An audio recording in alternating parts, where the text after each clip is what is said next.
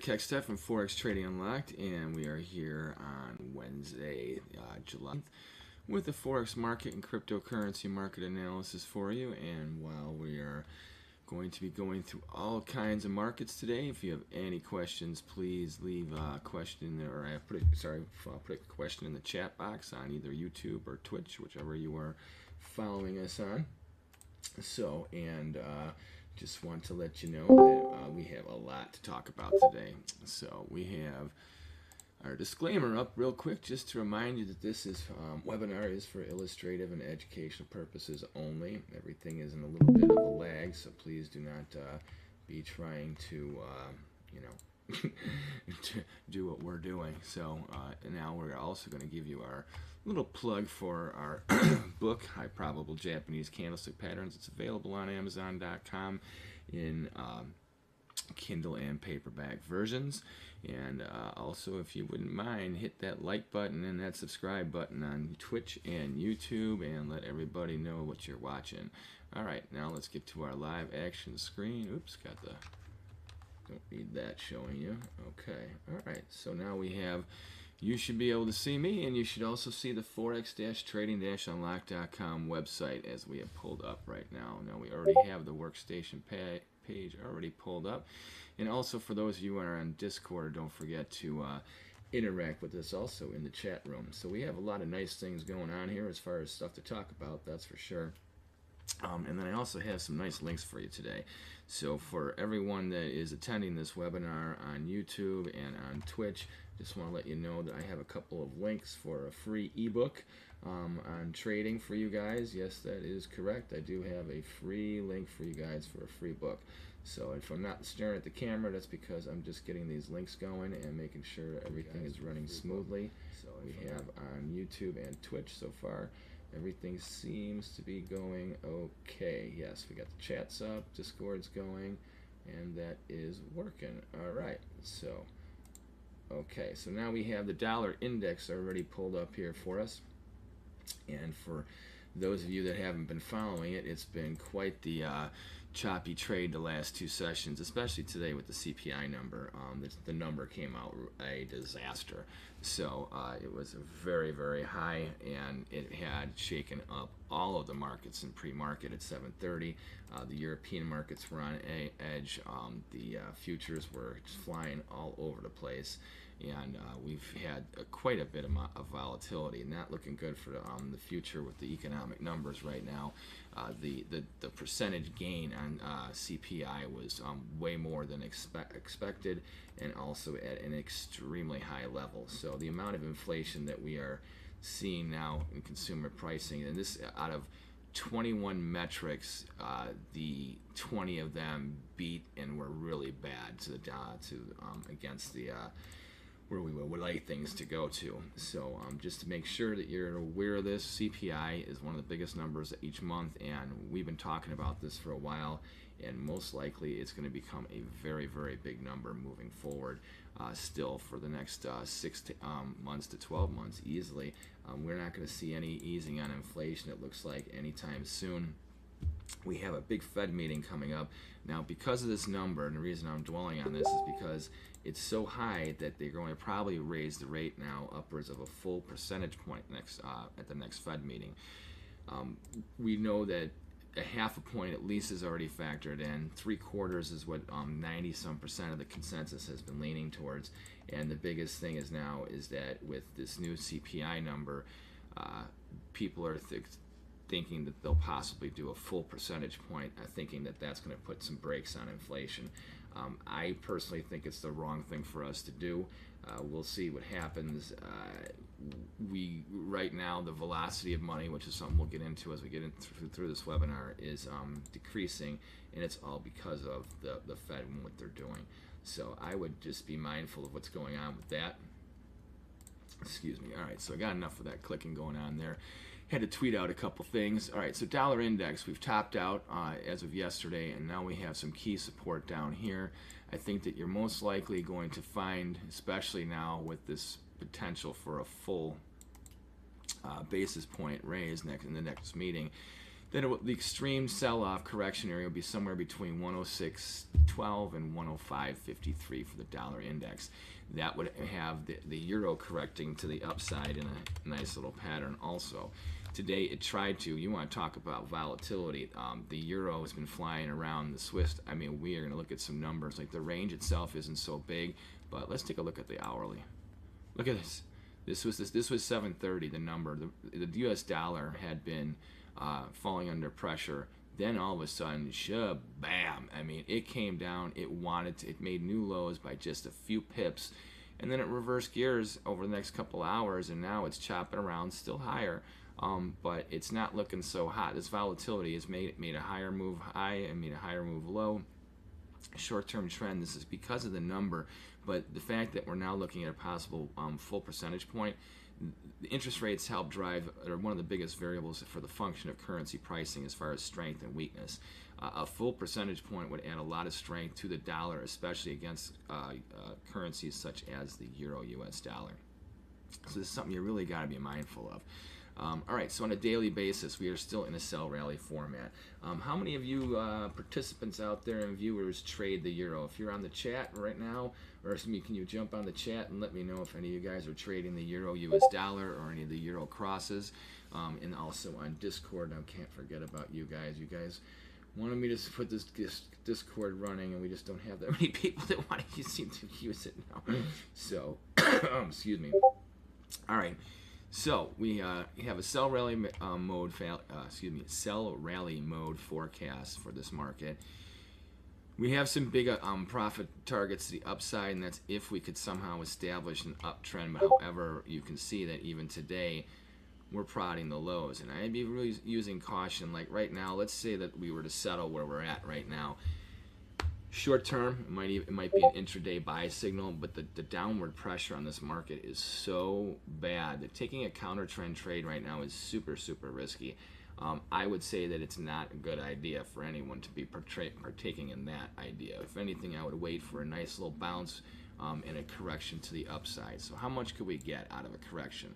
So let's see, the low yesterday was 99.99, and today the low was 99.97. So it took it out by just a couple of pips. All right, so we'll take the last swing high down to our new swing low of basically yesterday and today, and see what kind of at least minimal upside correction maybe we could look to sell into. So if we were to settle where we're at right now or even higher, that would be a bullish engulfing line buy signal on the short run. Okay, so I'll be a little bit clearer once I get a couple of these lines in here. So I'm putting in the 0.382, the 0.5, and the 0.618 Fibonacci numbers. And let me clean up this, get this out of the way. All right, so now it's a little cleaner. All right, so let's see. We have anybody that put any comments about whether they trade the euro US dollar? No, we didn't, but that's okay. No big deal. All right, so as far as the these corrective points, 102.34, this first area at 0.382, this is a good little area. If the correction is only going to be slight and it's not going to be more than just a quick little profit-taking move, this would be, I would say, where you want to begin to look for as a sell area. As far as how much of a move we could expect off of, if the market was to settle where it's at right now, then I would say that the minimal price target would be around 102.34. Ultimately, if we didn't have all these fundamental factors, I would say that we might be able to get up into this 103.07 area, up to 103.49 area. The only problem is that I don't think we have the ability to do that with the momentum that's in place right now. It would take a big rate hike by the ECB, I would say, to come out of nowhere with like a full percentage point or something like that to really get the market jazzed up to rally up to that. Right now, Europe is in just shambles, and this is it's sad because if you think our CPI came out bad, wait until you start to see the growth numbers projections for the EU, and especially countries like Germany and a couple other big powerhouses in the EU, because if there's on the major slide, what do you think the smaller countries in Europe are on? You know, and then you wrap that up with the sanctions that, you know, they initially said this is going to hurt Putin and the Russians. Well, it's making them money, and it's really, really hurting the EU economy. So, that being said, I think you're going to have a big drag on the euro. There's no likelihood of seeing something like intervention, even with, like, say, the Swiss. I mean, do you think the Swiss are going to come in and buy euros? Not anytime soon. They already got off the buying euro campaign over a year ago. So, and I think that you really have to start to pay attention to these central banks on what they are willing to do and what they're not willing to do. When times before COVID, when there was the ability for them to work within the EU and help to support the currency as well as influence the economy besides being part of the EU, the Swiss had the ability to do that.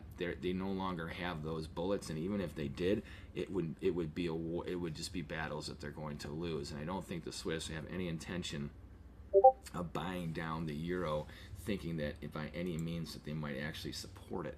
I mean, could it work? I mean, anything can happen, but the likelihood of any of that happening is probably very, very low. So with that being said, we have our upside targets. Now the question is how low can this thing really go?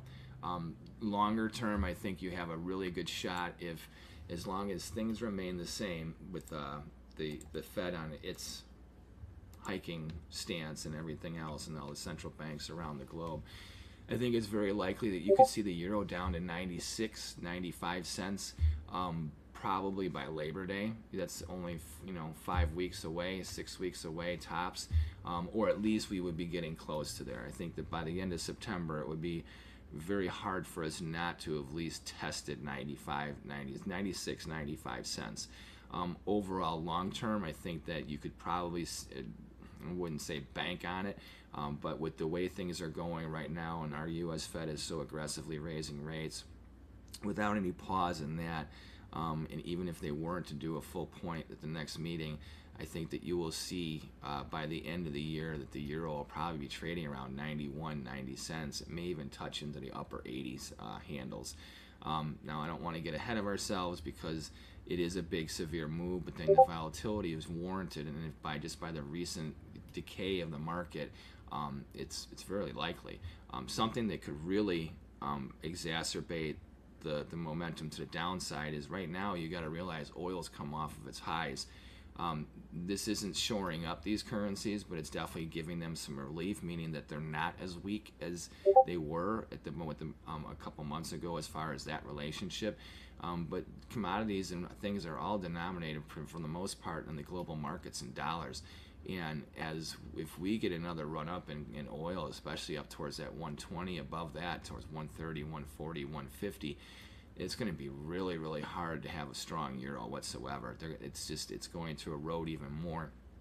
From what I'm hearing on the pricing in Europe, it's so expensive now. I mean, they pay by the liter; they don't pay by the gallon like we do in the U.S. And there's also supply shortages that are happening, which starts to restrict trade even more, and all kinds of other things, and businesses and people's mobility. As these things continue to compound, I would expect the euro to continue to decay. So let's see if we have any questions on the chat about euro US dollar. No, we got nothing on YouTube. We got nothing on Twitch either. Okay, no biggie. We'll just continue on to the British pound US dollar. All right, British pound, US dollar. Don't forget, we're going to talk about cryptos. And, oh, you know what? I made a little mistake there. GBP, USD. For those of you that are already paying attention to this video today, I'm going to give you guys a little gift for showing up today. How would you guys like a free ebook? That's right, a free ebook.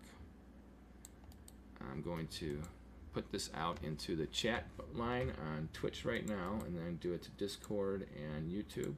All right, so the book, How to Day Trade for a Living. This is not my book. I didn't write it. It's been around for a few years. It is a good read, especially for beginning traders and intermediate traders. There's also always something there for experienced traders as well. It definitely has a couple of nice insights. So for any of you that are on Discord or on Twitch or on YouTube right now, there's the link. This is free. There's no obligation on anything or anything like that at all. It is just a free digital copy of this book. You could buy the book, but it would be a lot. It would probably be, I don't know what's cost now. I think it's like around $50 or something like that. So yeah, there you go. Christmas came early, right? No, but no, that's just something we got today for you, a little gift, and we're going to have a couple more gift links as we get through this webinar. So if you haven't already done so, hit that like and that subscribe button, and leave a comment in the comment section too, because it helps us with the algos. All right, British pound, US dollar. This thing hasn't had the biggest range at all today, but the past 2 days, has it ever been a chop fest? I am telling you what, this market has definitely been whacking people around. If you're a range trader buying into lows and selling into highs, you probably did pretty well over the course of the last 2 sessions. But it is chewing people up today. I will tell you what. I have to tell you, what we just talked about with the euro, a lot of these things also pertain to the pound, but not as much because they are an energy producer. They're a net exporter of energy. So when that factor is there, that kind of helps them in certain ways in the respect that the oil factor doesn't come into play like it does with the euro. The UK doesn't have to buy oil from us. They produce it offshore and all over the world. So that's not an issue for them, as well as other energy commodities. Also remember, they have their sovereignty back. They don't have the drain on them supporting the EU like it's been happening. So let's just say that the low from yesterday holds. Today, the euro made a lower move low. The pound didn't. So we have a little divergence here in our European currencies, and you'll see what I'm talking about, how the euro and the Swiss are definitely a little bit more dogs when it comes to being bears against the dollar than the British pound. Now, the British pound made a nice low yesterday. It looks like it's trying to, whether by attrition or by volatility, it looks like it's going to either breach this downward sloping resistance line, keeping the trend intact. This is not the steepest of slope. It could be a little bit softer. That wouldn't help it to be maintained better, but it's not like it couldn't easily get a little rally and pop up above here. What would be significant, though, is not so much taking out, because even if we just went sideways for a few days, we'll get through that line. The key is this 120.54 area.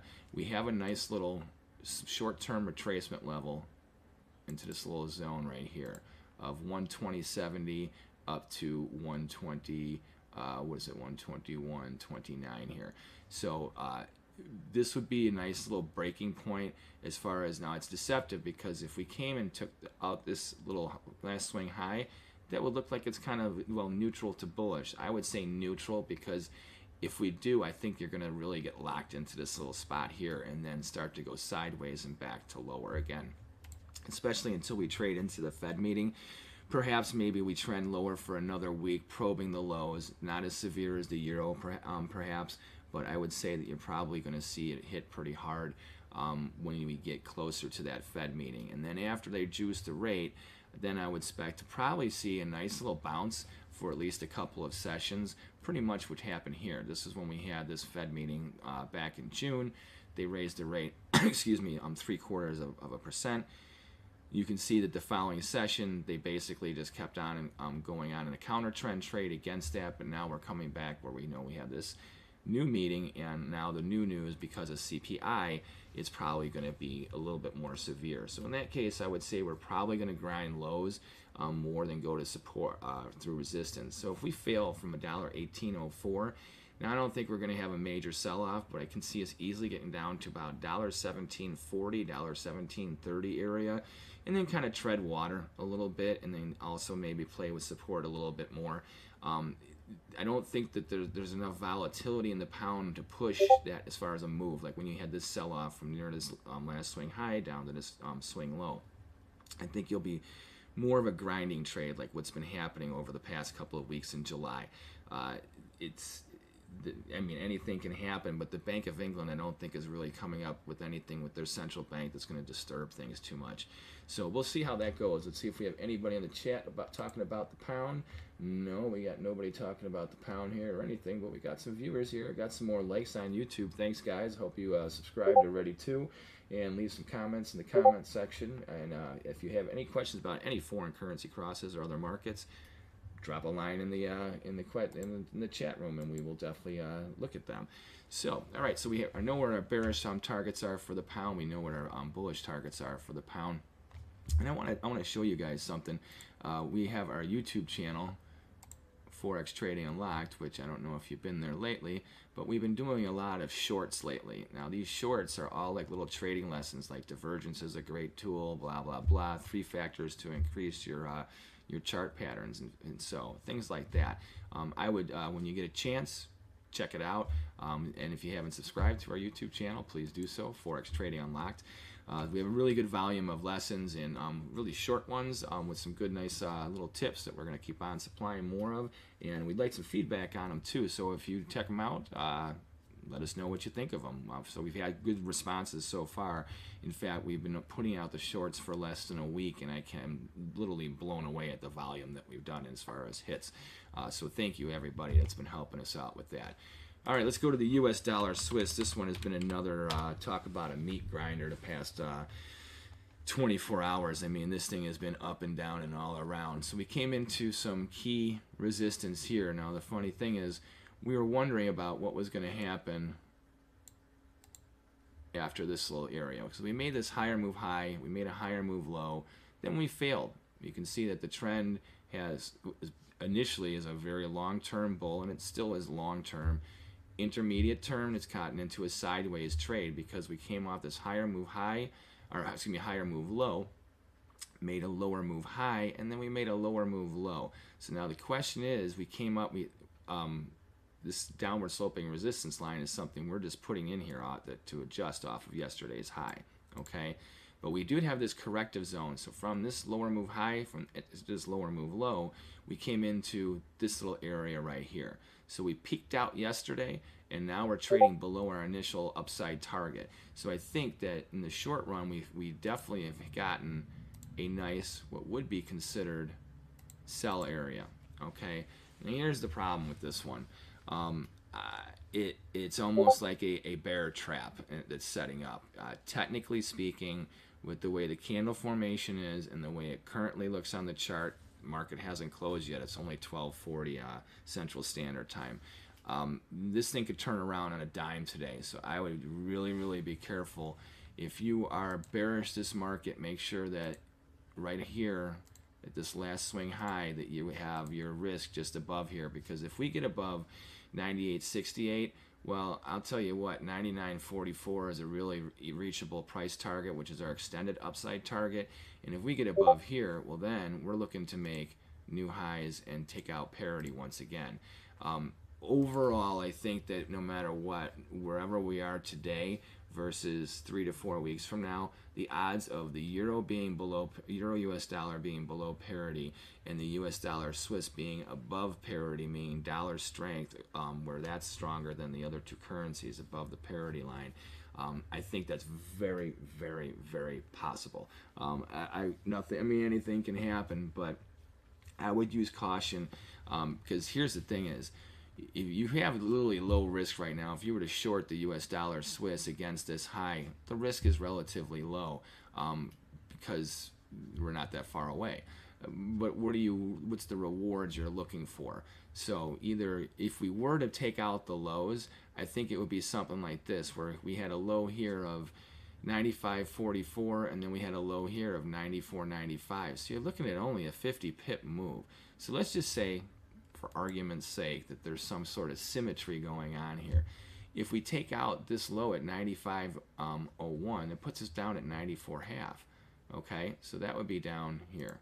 This would be our target if just the market is symmetrical. Let's just say it's channeling lower. It's the beginning of a bear trend, and it's going to maintain some sort of channel. This would be a good area of support. Okay, I don't see it sustaining a trade or getting below this area. It would take a lot of not just selling pressure and momentum to drive it down there. It's going to take a lot of factors in the global geopolitical spectrum. You're going to need oil to continue to break, which it is. It's gone down to 95 bucks a barrel right now. It's looking good. That's another bear trap, I think, that's setting up. You have a lot of basically, even though CPI has gone up, commodity pricing over the past month or so has gone down. But everyone's trying to call a top. I always say never try and pick a top or a bottom, because the graveyards of Wall Street are filled with people who have tried to do so. Men and women who think they can pick tops and bottoms and do that for a living, well, you're going to end up blowing your career. Not that you can't find and trade into bottoms and trade into tops, but you should always be aware of the trend. And when you're taking a counter trend trade, you have to be very mindful of the risk that you're putting up, because it's always your reward to risk ratio is usually diminished on that. So in this case, what would our reward to risk ratio be? Well, we want to make at least 3 times what it is. So let's say we sold it at 97.68 right now. It's basically 1 basis handle. Let's say 110 pips. So it's 1 basis handle plus 10 pips. That would be our risk if we were to theoretically sell this market right now. Okay, so we'll just go down to 98. Let's see, 98, what's it, 98.68, so go to 98.78. So go to 98.78. Okay, that's good enough. All right, so our green lines here would be our risk level if we were to sell it right now. I am not telling anyone or suggesting that you do, but what would be our at least minimal targets that we would be looking for? All right, so if we use the old Fibo, we come down to the extreme here. If this is, and here's the other thing you gotta think about, if the bull trend does come back, and especially these other forces really have the implications that I think that they will, this is about all you can expect for a sell-off. Could it be more? Absolutely. But odds are you're not getting lower than here. All right, so we know we're risking 110 pips, right? Market's at 97, 68, 67. We're looking at 96.30 as the extreme on this slide. So 96.30, that's 130 pips. So you would risk 110 to make 130. Not a good reward to risk ratio. That puts you in a counter trend situation. Your probability of success is definitely reduced compared to if it was a trade with the trend. I'm not saying that we can't correct down here. The way we are looking right now, it's very likely that the US dollar Swiss could have a correction or a sell-off down to this area. If we look at the overall short-term trend, it's a bull. Okay, so it's neutral on the intermediate term, but on the hourly and daily basis, up until yesterday, this market was a bull, making higher move highs and higher move lows. We're still coming off of a higher move high from yesterday, and a higher move low could still occur. That would put us into this area here at 96.30 to 96.66. I would say that's a fantastic buying area, especially because if the market does correct down to here, then your risk here is basically 95 even. 95 even is from 95 even to 96.30. Now that's 130 pips. Okay, but then your target is taking out this high here, which we just had yesterday, and continuing to climb up towards this 99.44 area, and then even beyond to parity. So let's just say we risked if we waited for a breakdown to here to buy, instead of selling into this counter trend trade, and if we get into this and we buy into a bottoming area, well then we have a really nice trade there, because we're risking 130 to make, at least 260 to 300 pips. Because if we buy in, now let's say we bought it at 96.5, let's go right in the middle of this range here, 96.50. If we ride it up to parity, or let alone even 99.50, or how about our target 99.44 right here, you're looking at a more than 2-to-1 ratio, upwards of pushing where you could have a 3-to-1 reward to risk ratio. These are the kind of trades you want to look for. They're the kind of trades you want to have the patience to take. They're the ones that will pay off in the longer run. It's not sexy, it's not fun, you gotta wait, but you know what, once they're on, wouldn't you rather have bought into this bottoming area here and rode a nice little trend here that goes with the bull longer term trend? Or would you want to take some risk here and worry about the fact that this could snap on you much more readily than make it down to, especially down into this area of new lows? Now, if we were to make it from this area down to 94.46, Well, now that would be a nice trade, but the probability of something like that happening is so severe. I mean, you're literally laying odds. It's kind of like, I don't know, for those of you that follow sports at all or bet sports. I'm not a sports bettor, but if there's there's one thing I never understand is people who lay odds and how they, especially with baseball. I mean, when you bet like $175 to make 100, you know, it doesn't make any sense to me, because your probability of success, no matter what, even if that doesn't change, the amount of wins you need to recoup losses like that, when you have that reward to risk ratio that's upside down instead of right side up, you're going to need a miracle to really survive, let alone thrive. I'm not saying that there aren't people out there that maybe do pull it off. I don't know who they are or how long they can last at it, but you know, if you go with the probabilities and you have good risk management, your odds with that methodology of success are definitely in your favor. So let's see if we have any questions before we get to the Japanese yen. We got a lot to talk about with the yen. All right, on Twitch, we got some people viewing. We got some no comments. We got a bunch of people viewing on YouTube. Thank you very much for those likes. If you haven't hit those like buttons or those subscribe buttons, hit them, and also hit a little tweet out. You know how you do it too, right? So you just go down to, on Twitch, you go down by the, next to the pencil, there's a little share button there, and you can tweet it out, put it on Reddit, and all kinds of other things. So we would really appreciate it if you do so. Discord, we don't have any questions there, but we do have a couple people viewing. All right, well, okay, cool. Well, we're going to get back to our analysis, and now we're going to get to the US dollar yen, which I'll tell you what, this thing is another market that's been all over the place today. So US dollar JPY continues to buffer its highs. From the chart here, it doesn't look very much has happened.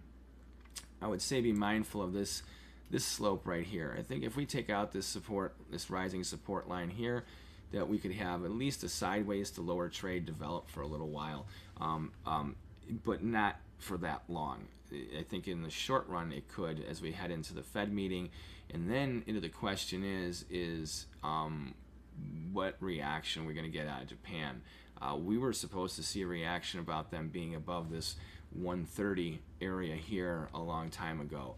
That was the line in the sand that they drew, and right now, especially with a full basis point raise looming for the U.S. Fed ahead of in the next Fed meeting, that's going to add more pressure on the yen, meaning support to lift the U.S. dollar yen.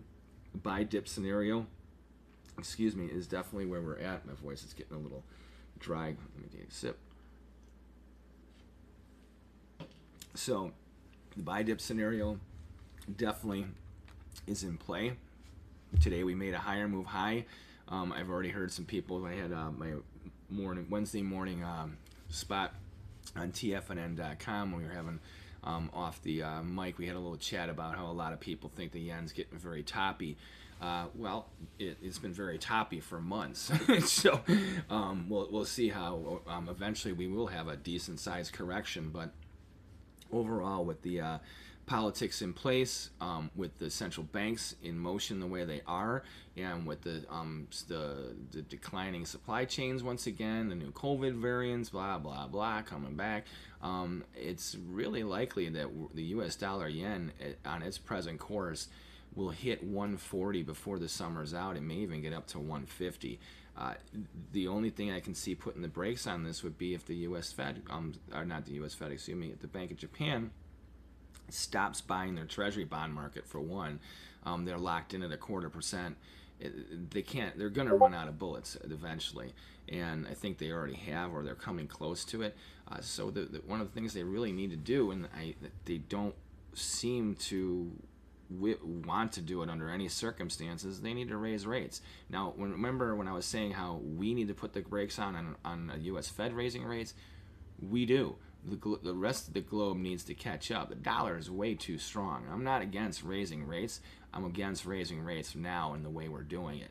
We should have done it a long time ago. We should be cutting rates right now to deal with inflation. This is only going to decrease the velocity of money and also cause more rampant inflation by what's going on. It's not going to decrease inflation.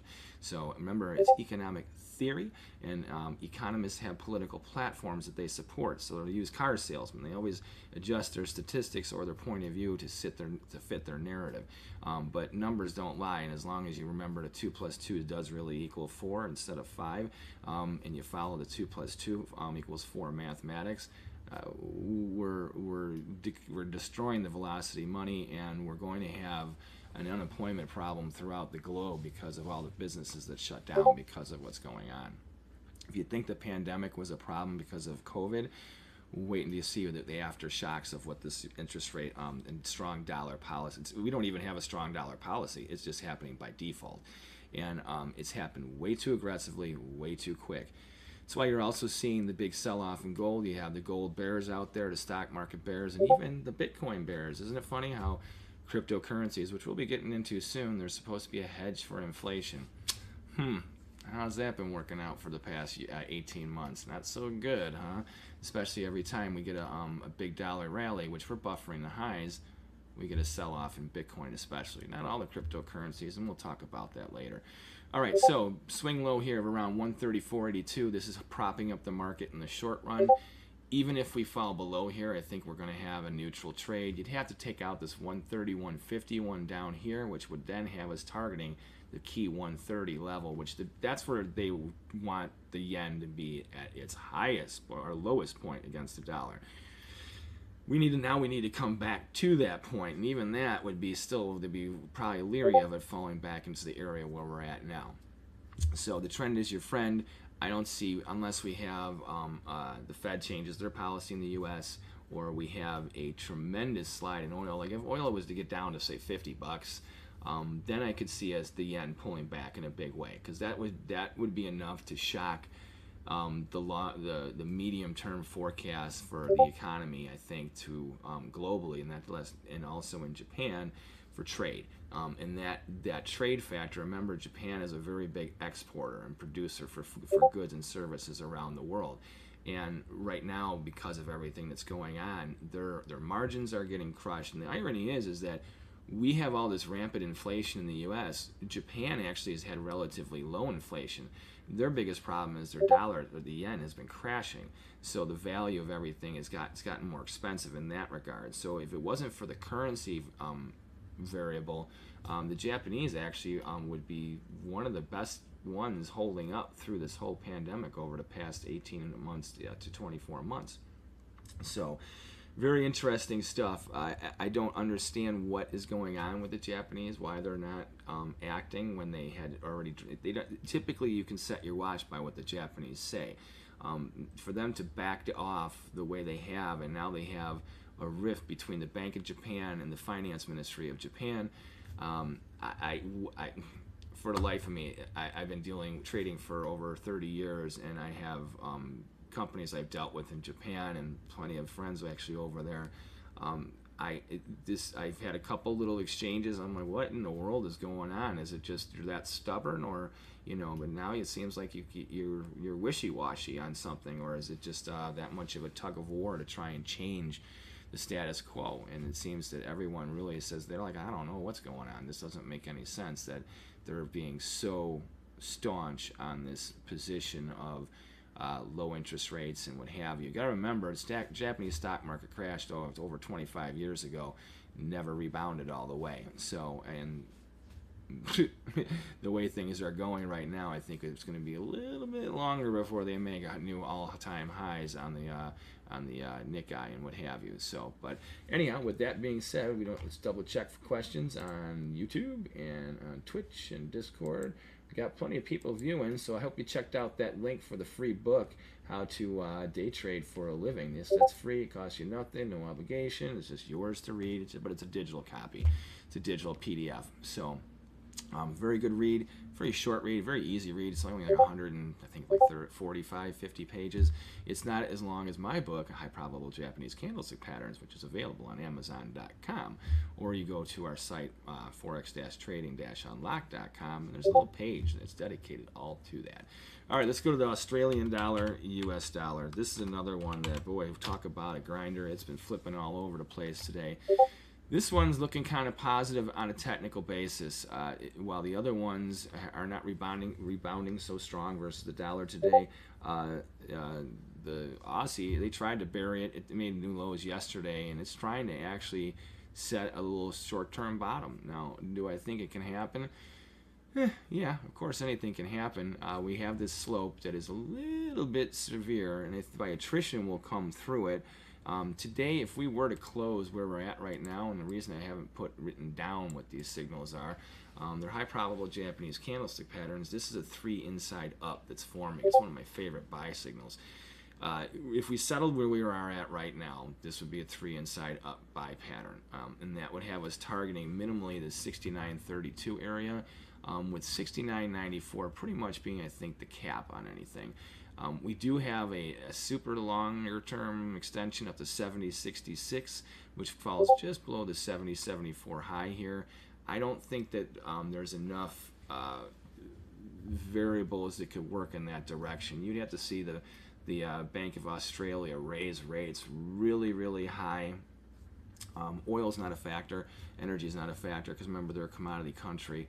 But what does matter is the fact that commodities are typically denominated in dollar terms. So the conversion with that could retard things a little bit as far as how much strength you can get in the Aussie versus the dollar, just because the demand for dollars is more than that is for Australian. And then you would need to couple it with a supportive outlook from the Bank of Australia as far as having a not just raising interest rate policy, but an aggressive one such as we have.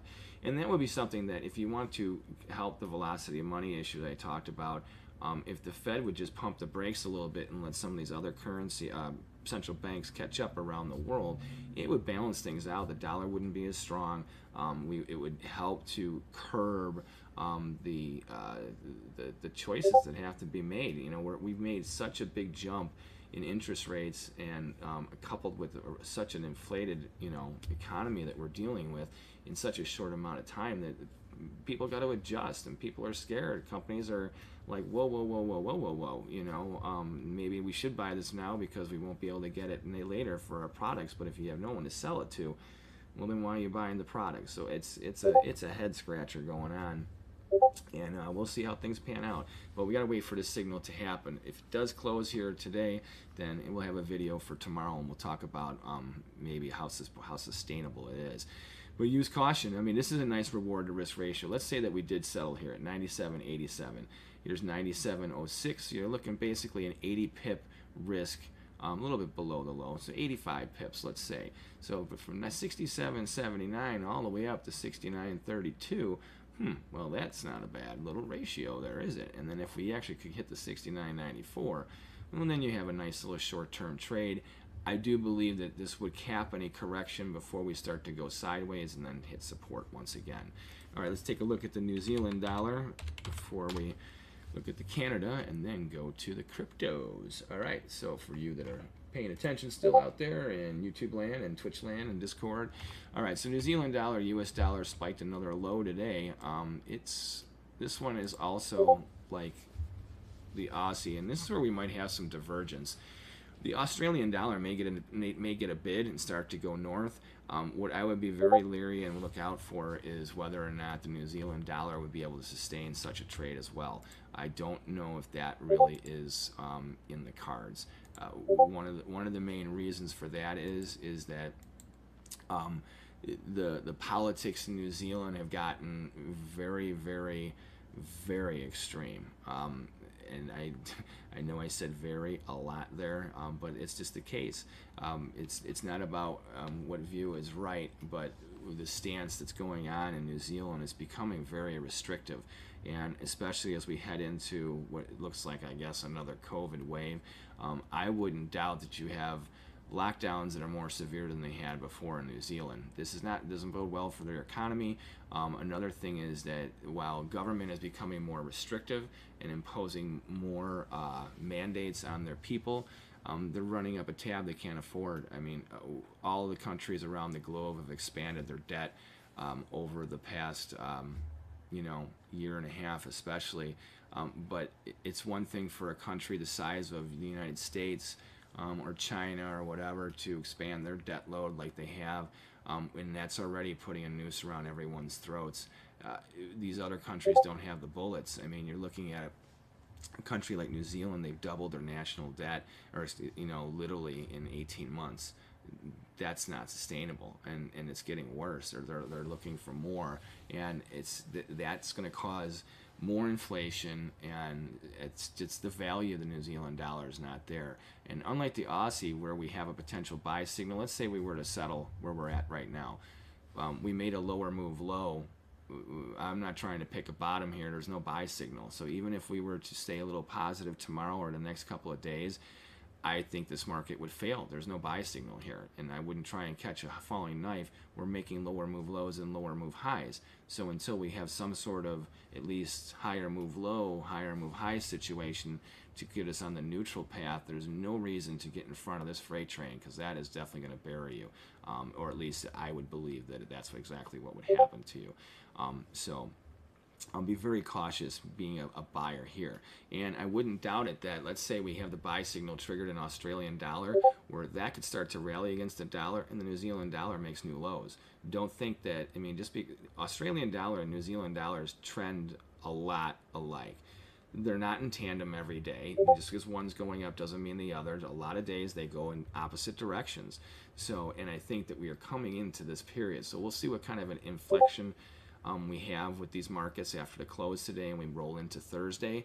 Another thing is we need to look and see where, like for instance, like the interest rates right now, the bonds are up again. So the U.S. dollar, now this is something where I'm calling really severely, where I think we're having a bear trap here.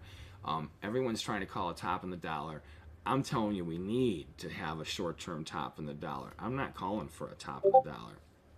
So, and this is something I think you really need to be aware of, is that the volatility factor here is that they're sucking in and out all the weak longs and shorts. They're burning up all the gamblers and day traders that don't have the discipline to trade on the bigger time frames. In fact, this is very good for you. And since we're talking about that, we're going to pull up this little. Here is a little short, less than 1 minute lesson for you that we put up on our YouTube channel, and this is really, really big. So as far as, it'll explain a lot what's going on here with the New Zealand dollar, what we were just talking, it will make sense to you. So here, I'm going to put up this on the chat in YouTube and Twitch and Discord. There you go. And it's the 3 factors that increase the strength of chart patterns. It's a very good short clip, and I think that you guys would like it. And if you do, check it out. Please make sure you like it and let us know. Leave a comment and what have you. Helps us with the algos. And now just get this out onto Discord. There we go. All right. Okay, so there you go. I told you you're getting all kinds of free links today and information, things to help you with your trading. So, all right, there you go. We got that done. By the way, just clicking with Discord, that's because the TFNN guys, I'm connected with those guys too from their chat room. Remember I did today. We do a lot of bouncing in and around. We have the Tiger Forex report, which we started a couple of weeks ago. It's a new newsletter, which, by the way, until the end of July, we're running a special 25% discount. You're grandfathered in as long as you stay a customer month in and month out, and you have a 30-day money-back guarantee on it. So, in fact, what I'll do is even put that out for you guys as well. This is something you can check out. It costs you nothing unless you stay. So, and also it locks you in on a grandfather discount on the price, as long as you are a subscriber and you don't stop for any reason whatsoever. All right, so we're going to put this out here for you on Twitch, and then we'll go to YouTube. So this is the only one that does cost money. However, it's at a discount, and it has a money back guarantee. You can use it for a month and then say, you know what, I like it, I love it, but I still don't want to buy it, and that's fine. But check it out and tell all your friends about it. Tell them to get it. All right, there we go. There's that link out there for you. Okay, so we talked about the New Zealand dollar. I think you're going to like that little short little video clip. It's only a minute long, so doesn't take very long. All right. Oops. And the funny thing is, since we put it out today, we've already had a lot of views. In fact, we've had more views on that than I think we'll have on this today in a few hours before the day rolls over. All right, U.S. dollar Canada. Ugh, what a nightmare this has been. We've been calling this the nightmare sideways trade for a while, and now it's just buffering in this upper zone below resistance. It is in a very grinding monthly basis, higher move high, higher move low market. By attrition, you can see it's hitting it, buffing up against this support line, the trend line holding up the trend intact. I wouldn't doubt that we could still have a correction down to this 128.02 to 127.35 area. What would bring that into a case? Well, if we get a big bond rally, if the interest rate quadrant starts to rally in the U.S., then I think that's very possible. That probably isn't going to happen, but it could. So that would be something that could catalyze a breakdown here. Then if we have some kind of meeting of the minds where on trade and stuff like that, where we don't have these closed borders, and we have a lot of issues with Canada right now as far as border crossings and for materials and goods and services and what have you. So I don't know when that's going to be changing. There's what's going on in Canada. You can't make this stuff up. So, but I would use caution. Wait for a signal. Right now, we're coming off a higher move high. We made a higher move low, then a lower move high today, and now I would key off of the range. Originally, I had the range bigger. We're going to get rid of this line here because it's coming out. Originally, I had this swing high and this swing low as the range to key off. I would still use this swing low, but I would use the high of today. We take out the high of today, odds are that we're going to make higher move highs. Now, how high we can go, well, anything's possible, but I would be cautious. I don't think you're going to get higher than $1.31 even, unless we have a huge sell-off in the bond market in the United States. If the 30-year and the 10-year start to really tank, meaning going down in price, up in rates, we could press this rally. But once again, this is a grind. They're not sustainable. I could see it getting up to 131, maybe even 132 even, and then coming all the way back down in this 128, 127 even area. The US dollar Canada is just a very, very, there's so many variables that are canceling it out. Nothing makes any sense, and we're not getting anything done. So it's just a very choppy trade. It's a gamble trade. Wait for a signal, and the signals haven't been really working out too well. We've had some, and they work a little bit, but their follow-through just doesn't seem to be there. It's a very, very high-risk trading market right now, where it usually isn't, but it's just the odds of follow-through are very, very weak. All right, so we're going to now check out a little cryptocurrencies. I know that's what you guys have been waiting for, right? Sure. All right, so Bitcoin is up a little bit on the day. However, it's under pressure. Why is that? Probably mostly because of the fact that we have a little pressure on the stock market, the gold market, because the dollar is, and once again, remember I talked to you about this, since the dollar's been under pressure for the last couple of days leading into this afternoon, voila, we get a rally in Bitcoin. This could be a bull trap. Just like we got the bear trap going on for the dollar, we're going to have the bull trap going on for Bitcoin. I would use a lot of caution here. We're coming off of a higher move high and a higher move low. We're in a slow grinding trade. Looks kind of like the Canada. It's going nowhere, just chopping around in it. Use caution here. I think that we may see a little follow through, a little more dollar pressure as we move into the end of the week, but then I believe we're going to see a big turn, and then see once again Bitcoin go lower, and then US dollar going up, gold probably going down, and also having a little more pressure on the US stock market. But as far as if you want to know where there's a trade, let's take a look at the ETH USD, because Ether is the one that really moves. All right, well, this one's looks shoring up itself a little bit nicer than Bitcoin on the day, and this is the one I think you have at least a little bit more bang for your buck, if you will. Whatever your risk is and your targets are, I think you're more likely to reach them with Ethereum than you are with Bitcoin. And even if the dollar gets really strong and we see Bitcoin breaking a lot, I don't think that the downside potential for Ethereum is severe on a percentage basis as it is with Bitcoin, meaning that Bitcoin you're liable to lose a lot more of your capital and whatever your stakes are having owned it or being an owner of it. So that's where I think you are as far as on a ratio basis with that. As far as upside potential as well, I got to take a, excuse me, I need a little sip here. As far as upside potential, I think the same thing is there, that Ethereum has definitely more to the upside than Bitcoin, at least in the intraday and short-term daily potential. It would take a really big breakout of all the cryptocurrencies and positive news to get that market really lifted up again. That whole industry is so shell-shocked now with what's happened over the past couple of months, and besides the fraud and everything else. And the reality is that the arguments, just like so many things over the past couple years, just aren't holding water anymore. I mean, you can say, the proponents of Bitcoin and cryptocurrencies, one of the biggest things that I was ingrained with by friends of mine is that it's a hedge for inflation. It's a hedge for inflation. It's the new gold.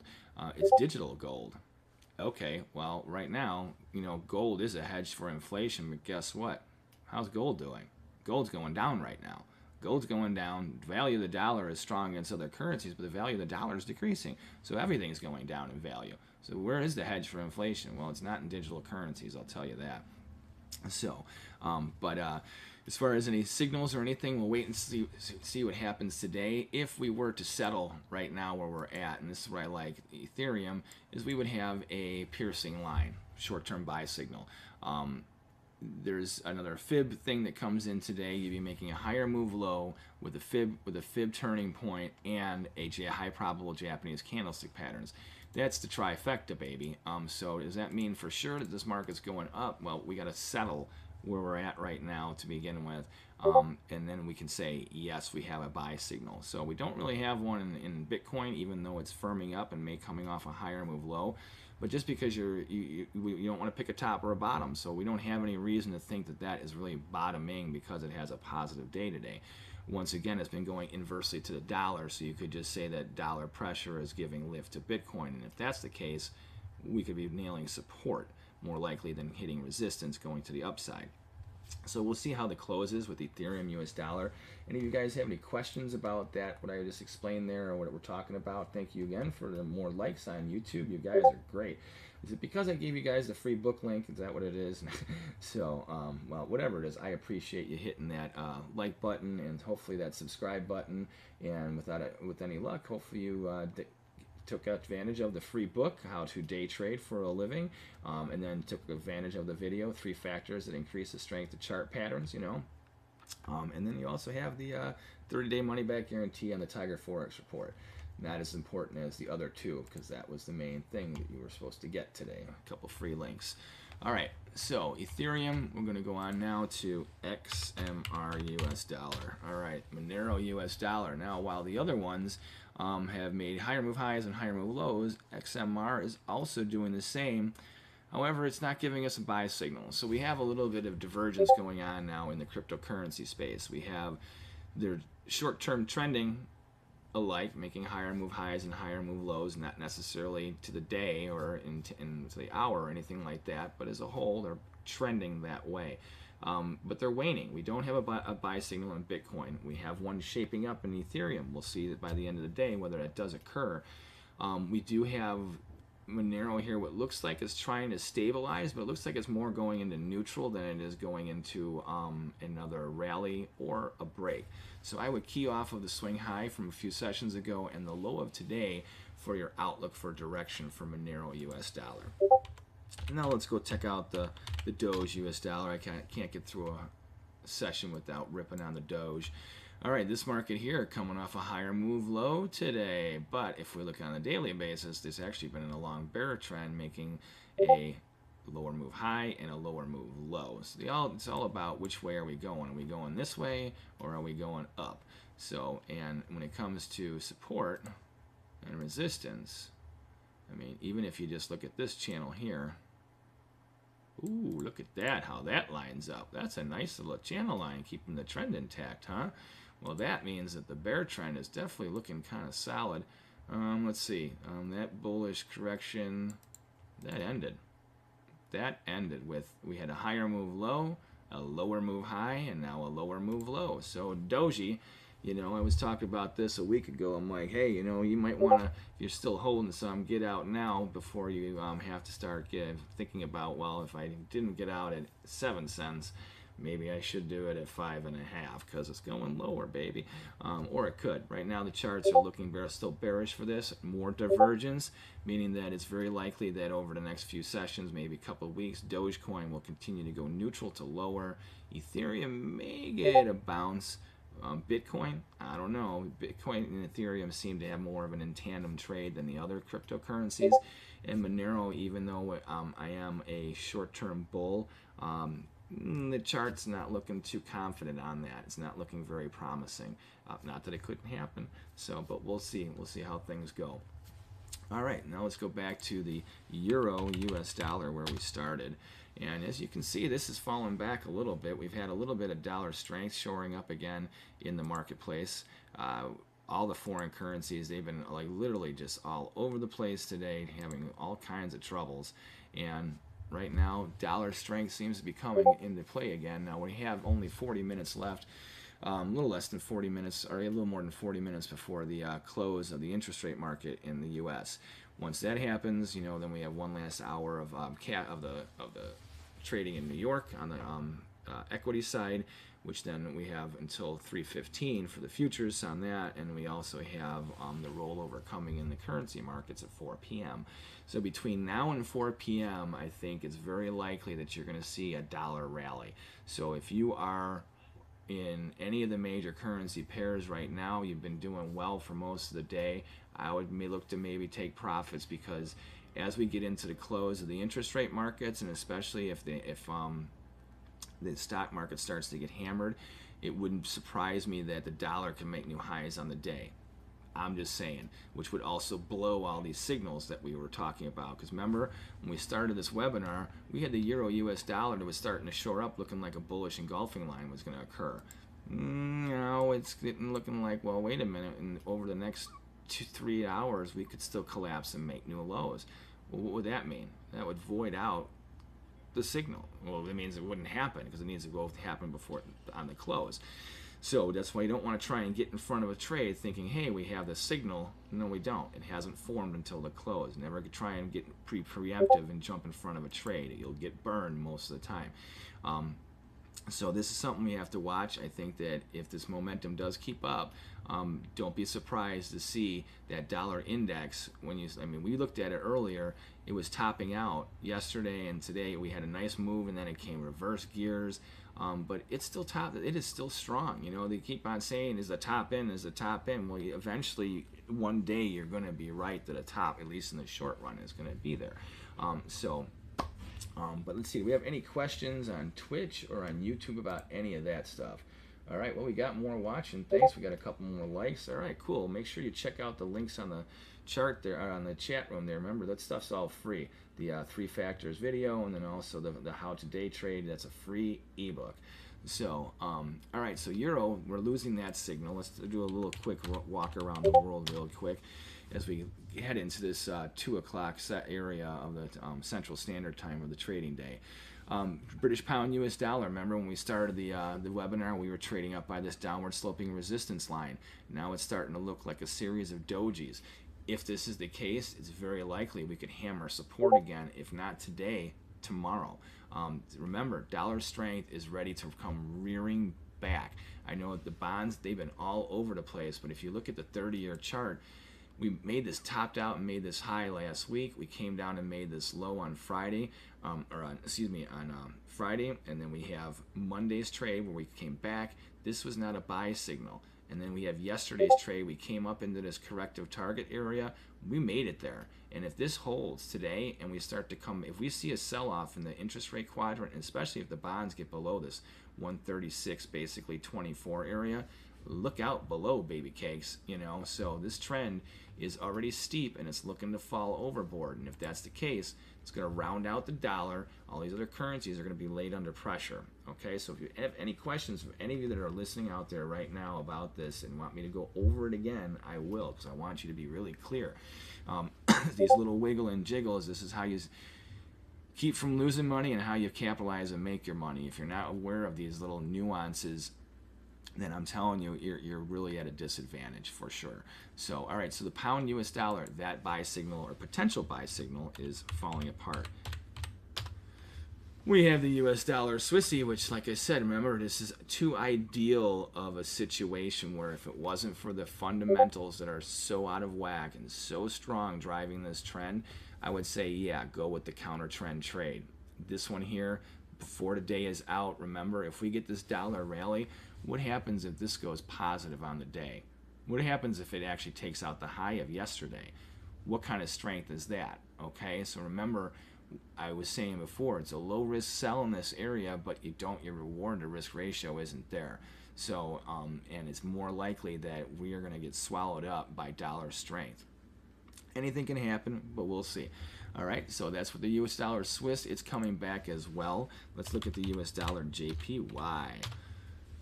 Here we go again. US dollar yen, pretty much where it was when we started the video. However, the other ones are gaining strength. Remember, US dollar yen, let's see what happens in a few hours. Besides the rollover at 4 p.m. Central Standard Time, a few hours later after that, it's what? Asian markets are open. Japanese trading will have going on. Remember, they're still living in the wake of what happened with their former premier or leader of Japan, and they've had a lot of things going on in their country, and it's interfered with their markets and their typical business day. But I would say as we get into the weekend, especially in tomorrow's trade into Friday, that we're going to see a lot of action in the yen. And if the bonds fall out of bed and the 10-year really start to hit support, don't kid yourself, we could be trading with a sustained trade above $1.38 very, very easily. We're not far away. We're at 137.22 right now. How many of you guys are out there trading the yen? Anybody like that? Hey, here we go. We got Prince and we got TV. Look at EU and US dollar CHF. All right, so yeah, let's look at the US dollar CHF once again for our friend out there in YouTube. So, like I said, the intermediate term, shorter to run term, like in the hourly basis now, is obviously a little bearish. However, if you look at it, we've been making higher move highs and higher move lows. Today's trade was very erratic because of CPI. Now, why did it do this? You know, is it something you need to take into account, these swing lows and swing highs on a day like this? Of course you do. One of the reasons you have these exacerbated moves is the algorithms come in. So besides markets trading at certain levels, algos factor in when there's the release of the CPI or PPI or whatever number you're talking about, okay?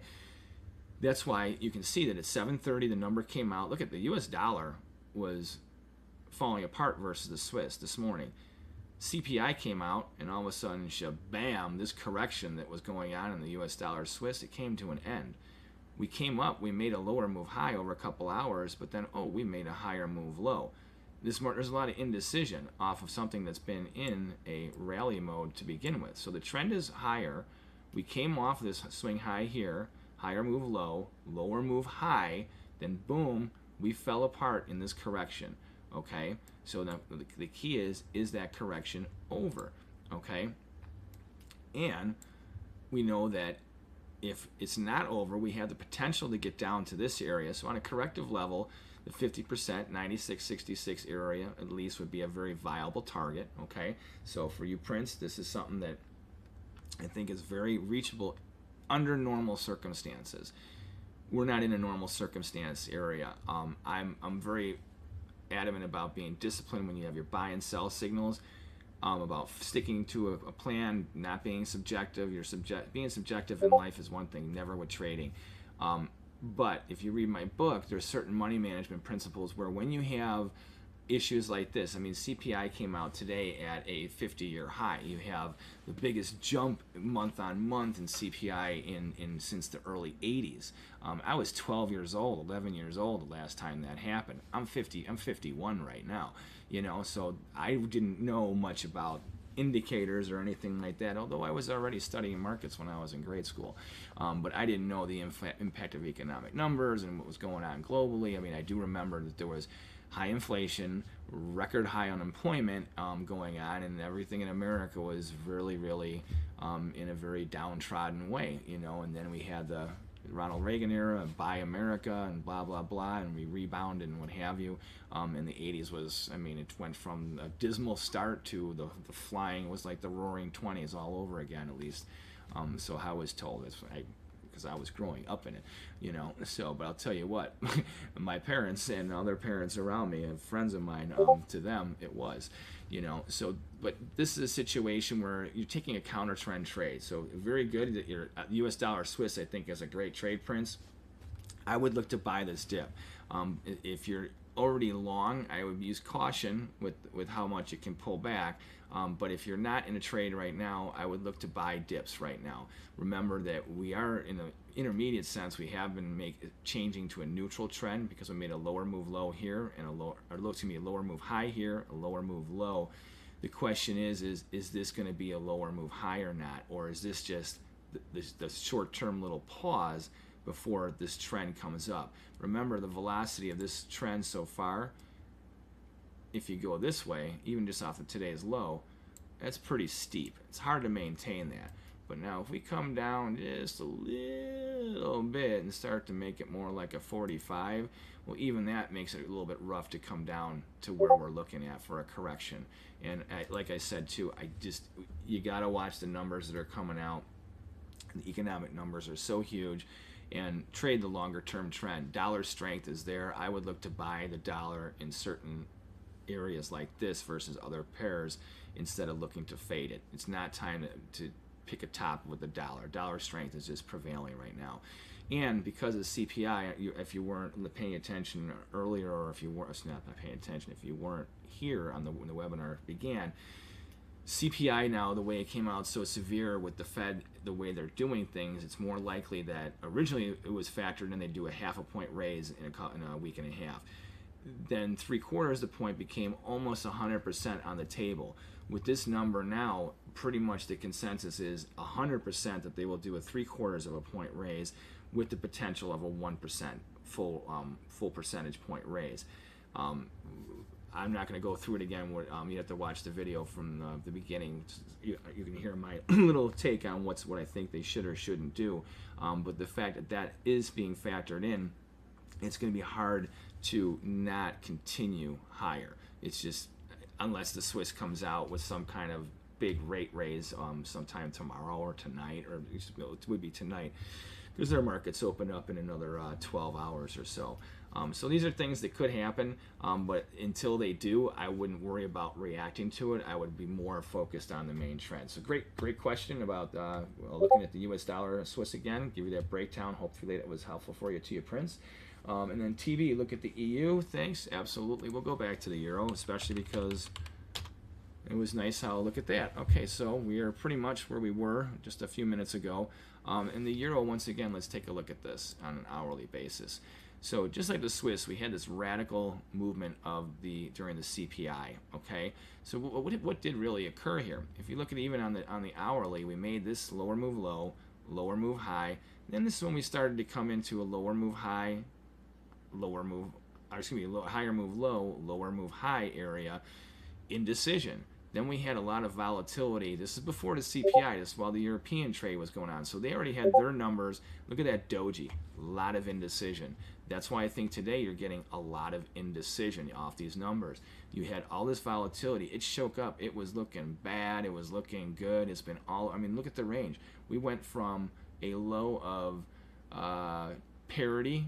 Yeah, we're at parity 60 up to a high of 121. So we had a 120 pip move that gyrated over the course of 3-4 hours, just up, down, up, down, up, down in that range. That's a lot of over algo trading. It's a lot of people getting on one side versus the other, a lot of people getting caught. I think originally you busted out a lot of stops to the upside and busted out a lot of stops to the downside. Then you had people that were getting into trying to trade the number, and then they were getting ripped apart on their stops. I mean, if you break this up, if the hourly doesn't look good, I mean, look at the half hour. I mean, all these were some very radical, non-trending bad hours to be part of the market, or at least maintain a position. Don't be entering a position. So you're welcome, Prince. You're very, very welcome. And thank you for asking a question. We hope that you have more for us, and keep watching our videos. So, and also check out that free ebook at the top of the chat there, How to Day Trade for a Living. It's a great read. It's an easy read. It's not very technical, and it's definitely a good basis, and it's even for experienced traders, some nice little reminders in there. And also for you TV, you're welcome as well. Let's double check on Discord. Thanks for the questions, guys. We really, really appreciate when you guys jump in and participate with us. We really appreciate that a lot. All right, so now let's go back to, we were running around the board again. We'll go back by the US dollar JPY. So I think the big movers and shakers you have to watch now for the next few hours would be, in half an hour from now, check out how the US dollar Swiss is moving. I think you're going to start to get a little bit of a lift, a little bit of a bid there. Same thing with the US dollar yen. I think that you're going to get a little bit of a lift there. Are we going to make new highs on the day? Probably not. Are we going to make new highs into tomorrow's trade? That could be very possible. Let's see where the bonds are at right now. Bonds right now are at 139.29, so they're up on the day. And this is where you got to watch out. This is why I'm calling for this basically bull trap, bear trap scenario, depending on what you're trading. Interest rates are getting, after this wild swinging day, going into the late day, they're going bid. It's sucking you in to get long, meaning, and then short the dollar.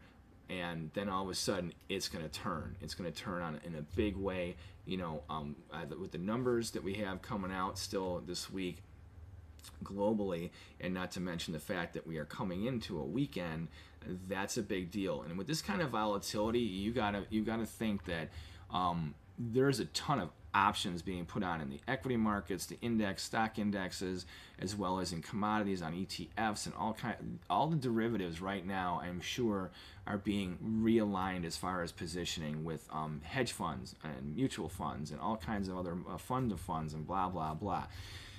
If the big players are rotating money, then that's going to cause all kinds of gyrations. It also has the algos that are kicking up, blah, blah, blah.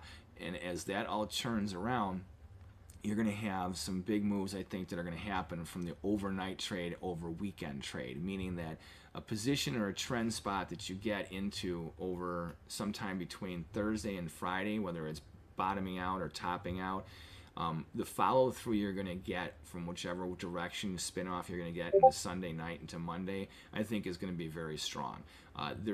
It's impossible that this weekend they're not going to be talking about the CPI number if the news is going to be blown up today about it already. That's why come 26 minutes from now, when the interest rate market closes, the dollar could start to swing again. The cash market, once the cash bonds are closed, you have the futures, but the futures have no cash market to go off. Then they're going off the dollar. So things are going to be a little tight in that after hours trading, night trade for the bonds. And then I think you're going to see a ton of movement tomorrow. And to make this a little bit more, and put this in a little bit more of a perspective, let's take a look. Oh wait, this is the bond page. What am I doing? We don't want to look at that. I'm going to pull up a fresh Forex-trading-unlock.com page here, and we're going to go to markets right here, and then we are going to go to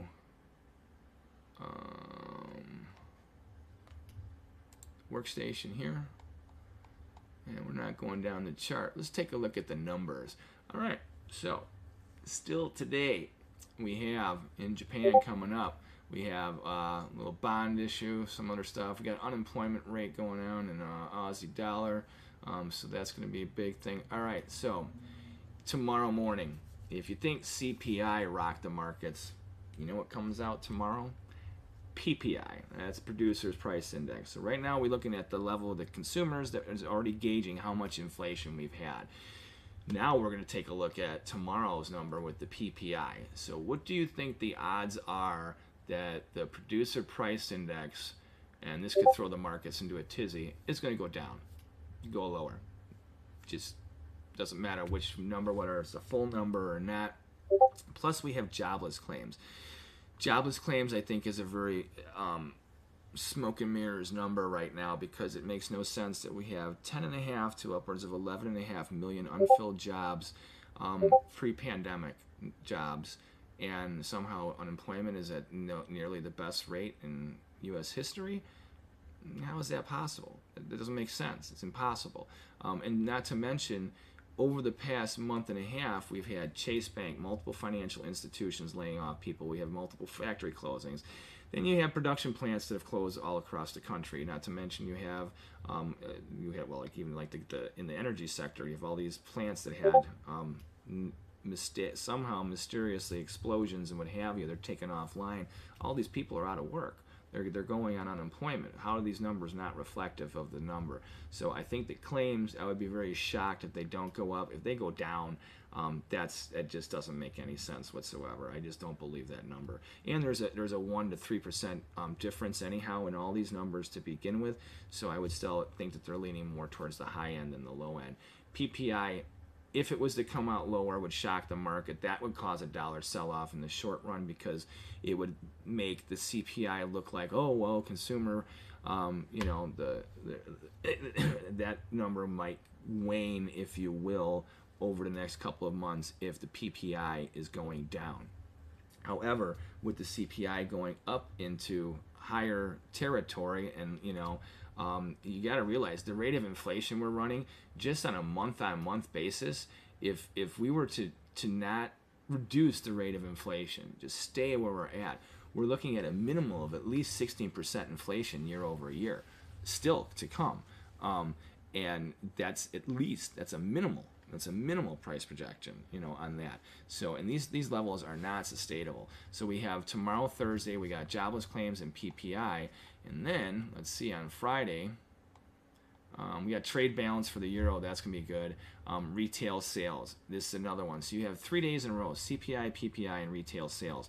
Now, for those of you that don't pay attention to these numbers, you should. The economic numbers impact the bond market, they impact the stock market and the currency market, and especially they impact the currencies and the debt markets the most, because what happens to those numbers impacts the bond market.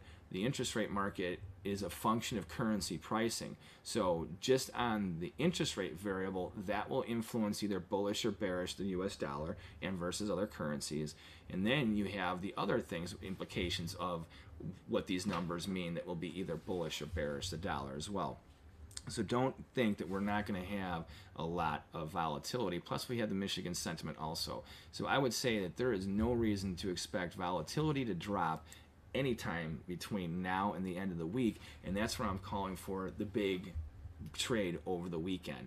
You have 3 huge economic numbers. If we didn't have PPI tomorrow and retail sales on Friday, they would still be talking about all weekend long from tonight into Sunday on all the talk shows. All the pundits and talking heads would be giving their little take on whatever they want to sell it. But all I can say is it's not good. It's all inflationary. It's very, very bad. It's bullish for the dollar. It's bearish for the bonds. It's bearish for stocks. It's bearish for Bitcoin and cryptocurrencies. And right now it's currently bearish for gold. All these things mean more inflation to come. I'm not trying to be a doom and gloomer here. I'm just doing the math. 2 + 2 = 4, and whoever says it equals 5, well, good luck with your interpretation then of what's going on. But as long as I'm following my math, I'm just telling you these things don't add up. And is it going to happen overnight? Absolutely not. But if we don't put the brakes on the U.S. dollar rally, look it up. Velocity of money. Learn about what it does and what it means. So. It's a very big deal. To make it actually really short, think about it like this. If all the major currencies were at parity with the dollar before the pandemic, let's go back 2 years, okay? If 2.5 years. If that was the case, all right, since then, the amount that the dollar has risen versus all these other currencies means that on paying back debt levels, purchasing of commodities, doing business, which most things are done in dollars, the cost. It means the dollar has gone so strong. So in the U.S., we can buy products from across the globe at a discount compared to what it was 2 years ago in dollar terms, even though the dollar has actually gone down in value and because of inflation. But we can absorb more foreign goods than anyone else can. They don't have that. To the flip side, everyone that's selling their exports, their price of goods are going up. Their consumer prices are going up, but their PPI, their producer price indexes are going up because things are also denominated in dollars. So for them to use materials to then build things that they sell to us, it's costing them more. And they also have to pay a premium because from the time they buy the materials in US dollars and then the time they sell the finished product, the dollar is getting stronger. So even if they were to keep the pricing the same, if they didn't raise the selling price from the time that was lined up with when they had their initial cost structure, they're losing money. Okay, so that's when you're losing money, manufacturing slows down, businesses close. When businesses close, unemployment goes up. That's less dollars being chased. If manufacturing plants shut down, there's less demand on commodities and what have you. So that causes other problems, and that's what the velocity money is all about. It actually just adds. It's like a domino effect where to get out of that cycle, it's very, very hard, and that's why I said that we need to know we got to end this raising rates in the United States right now. At least let these other countries catch up with their interest rates so that the dollar can come back and get stabilized versus these other things and keep the trade more stable. Because right now, every day that we move forward with this inflation and with this dollar rally, it's getting harder and harder for anyone around the globe. If you think it's hard for U.S. businesses to do business and their costs are going up, it's skyrocketing across the globe, and this is the magnitude of that currencies implicate or influence other markets. People they look at one market or they isolate themselves in their country and their stocks and bonds and whatever. They don't realize that these things that we do here, the implications they have, and then it comes back and ripples back to us. So where in the short run we may be faring better than these other countries, we're just not bleeding as severely. Guess what? Everyone's getting shot to hell right now and is bleeding out. The difference is that we have a wound here on our arm and in our leg and they haven't hit an artery, whereas other people in other countries, they're literally, it's time for a mass unit and they need to be saved because this is just how markets move. This is how it is. So, all right, so very good questions, very good topics. Got some, let's see if we have another comment. Here we go on Twitch. The U.S. dollar has been actually continuing rising. I think the Fed will continue. I'm with you. So we got Taiwan Finance. Yes, I am 100% with you. I believe the Fed is going to continue to raise rates. It's the worst thing they could do. They're so far behind the curve. And by the way, you don't fight inflation by raising interest rates. Rising interest rates cause inflation. That's a financial fact. It's an economic theory that doing that will reduce inflation. And the theory is because it's pushing a narrative. They're so far behind the curve, what they should be doing is have raised years ago, and right now the Fed should be cutting rates. Because what would that do? It would devalue the dollar, it would slow down these issues with other economies around the globe, and that issue would not be on the table. Inflation would be curbed that way. You wouldn't be able to change the supply chain issues or the COVID mandates or any of that nonsense. But one thing's for sure, the financial compounding of what's going on, no pun intended, with interest rates is causing all this. It's exacerbating the damage. So, and I guarantee you, if we don't stop, 2 years from now, people will be like, I remember hearing that dude talk about the velocity of money and the implications of what it would have. I'm not making this up, and I'm also not the first one to talk about it. So I'm just bringing it to light because we are in that severe of a situation. So yeah, very good with that one. Let's see, I think the recent US dollar buy earned some profit from FX anyway. Absolutely, I'm with you. I think the US dollar is a buy dip scenario right now. There's no reason to fight that momentum. Let's see, we got Dread Package. Hey man, nice to see someone doing trade analysis on Twitch. Yeah, thank you very much for your input. Yeah, we've been on Twitch for a little while. We have more followers on YouTube than Twitch. We've been developing the channel.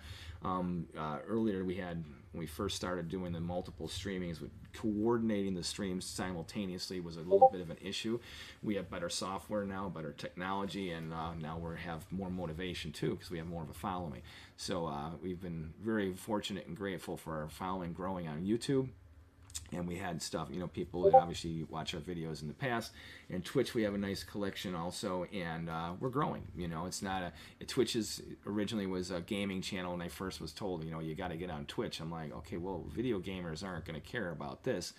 But the reality is there's all kinds of musicians, you name it. It's not just for games and arts and whatever. There's all kinds of people doing it now and expanding it. And we're just happy to be one of the first ones to in the FX niche and growing it. And because of people like you, thank you very much for following us and subscribing to us. And share it, please, and tell your friends about it. So, yeah, great for the little information. Really appreciate that, guys. Any type of comments, questions, and even criticisms. You know what? We make mistakes. We're not 100% right about everything that happens in the markets. So, and if you got something to say, just spit it out. We like to hear, no matter what. It's good for the algos, any conversation. So just be nice at least. Don't be too mean. So, but all right. So US dollar yen, we looked at that. Now we have 15 minutes until the bonds close and things start to get shaken up here. So let's see what's going on with the GBP USD. Still going nowhere there. And then we have the Euro USD. Okay, well, that's short up just a little bit, so, but we still have 15 more minutes before things are going to change around. And then, like I said, I got a feeling the dollar is going to run out of gas. Let's see where the bonds are at now. 139.29. That puts, look at this. Now, this is very big. So the bonds did a complete reversal. They're all the way back up. Oops. Right. Yeah, good enough. So they're pretty much treading water right below the high from yesterday. This is a lot of volatility we've seen. But what I would think is that if we continue to have these same numbers in the same direction, here's what's happening. In the short run, the reason you're getting a bond rally off the number, and this is a good trade, this is some information for you guys, and I'll get to Taiwan finance, I'll get to your question in one quick second. In the short run, you have flight to quality, which goes on. So when you have a number like CPI that came out so exacerbatedly bad, flight to quality means like, okay, we don't care about stocks. We don't care about this. What do? We buy bonds. They go to buy bonds in the short run. Big money, start selling stocks, buying bonds. That's where you get this wave. That's why you had bonds going up, and the dollar was originally strong this morning, but then all this bond buying, boom, the dollar got pressurized.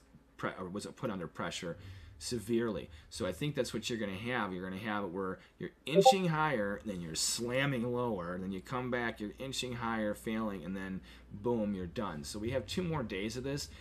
I think that it's very unlikely that we're going to see the Treasury bond market take out this last major swing high here. I think that this is pretty much intact. And I wouldn't doubt if we connect this high. Look at this. This is key. So see how this area is here? Now this is in delay. That's yesterday's trade, and we can't have today's on here because of the law. But if we were to take out this line here and get above here, maybe we spike a little bit. I still think it's heavy resistance, so use caution. We could still spike up into this area, but then I think we're done. This is a corrective move higher, and right now so far we've failed.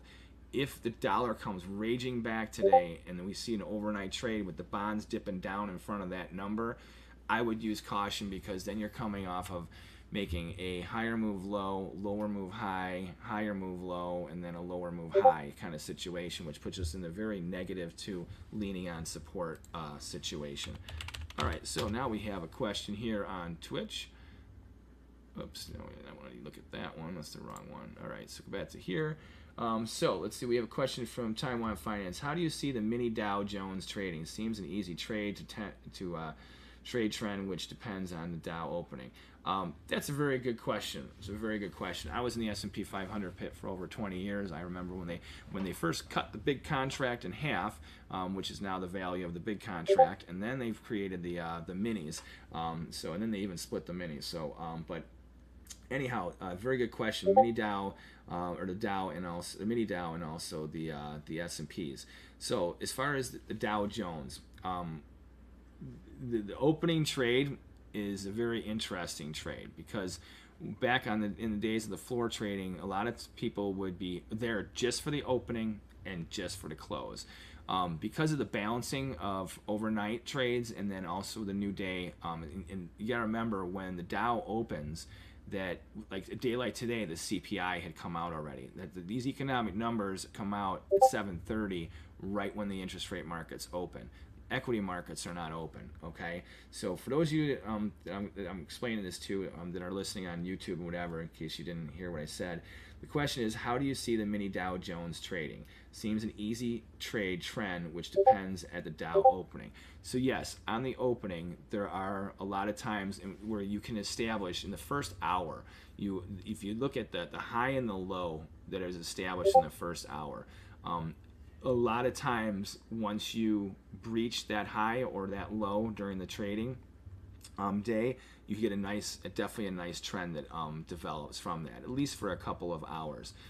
And a lot of that has to do with, once again, the overnight disparity of the fact that the index itself is closed, okay, and then the futures contracts, they're moving around. So think of it like this, that the stock market closes at 3 p.m.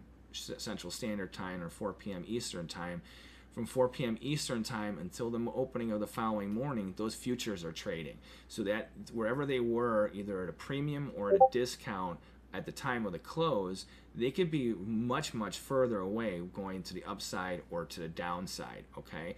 And it's that disparity that causes those opening trade or opening hour trades and trends. So yeah, very good observation. Yes, the first hour of trading is something you can usually gauge and also fade, where you have failures, where you will have these initial trades for a couple hours and then they fail. You take out that lower part of the range, that usually doesn't just tick through just a couple ticks. It usually gives you a nice follow through, and that's why a lot of times you had back in the day of the trading floors, people coming back for just the opening. It's there for the openings, and then they watch those levels and they go to lunch or disappear, do whatever, and then come work out, whatever, and then come back for the last hour and a half or two of trading. Because especially, you gotta remember that when the equity markets close in New York, there's still 15 more minutes in Chicago on the future side. So that really gives, just like you have the opening moves, like for the Dow, you also have it for the closing.